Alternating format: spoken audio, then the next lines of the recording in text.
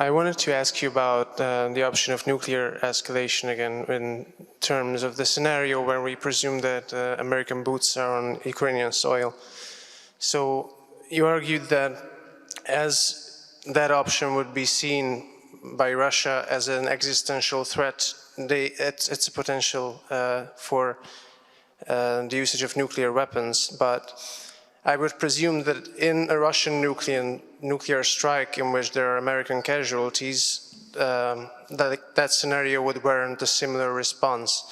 So is it wrong to presume that maybe mutually assured destruction is a strong enough force to prevent the usage of nuclear weapons even in such a radical situation? Like, say, as long as Russia's territorial integrity is not directly threatened.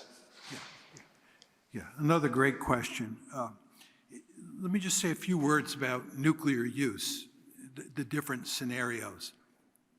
The most likely scenario at this point in time where Russia uses nuclear weapons would be in Ukraine. If Russia is losing the war in Ukraine, it would be tempted, at least, powerfully tempted, to use nuclear weapons in Ukraine against Ukrainian forces and Ukrainian targets. So in that case, the United States would not be involved, NATO would not be involved, and we would therefore not have to retaliate. This is one of the reasons that I'm very nervous that the Russians may use nuclear weapons if they're losing in Ukraine.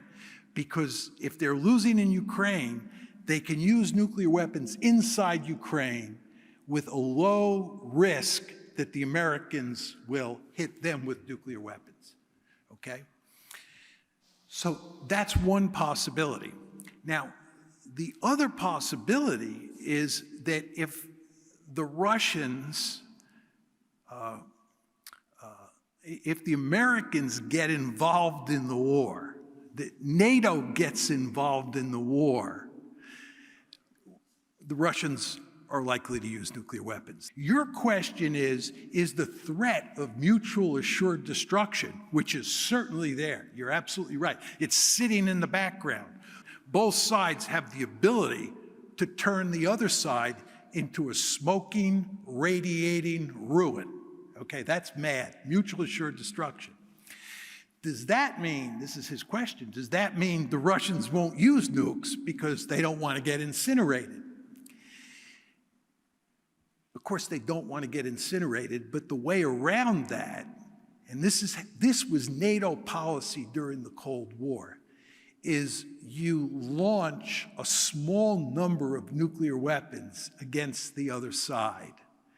And you make it clear you're now out on the slippery slope to oblivion. This is what Thomas Schelling called the manipulation of risk.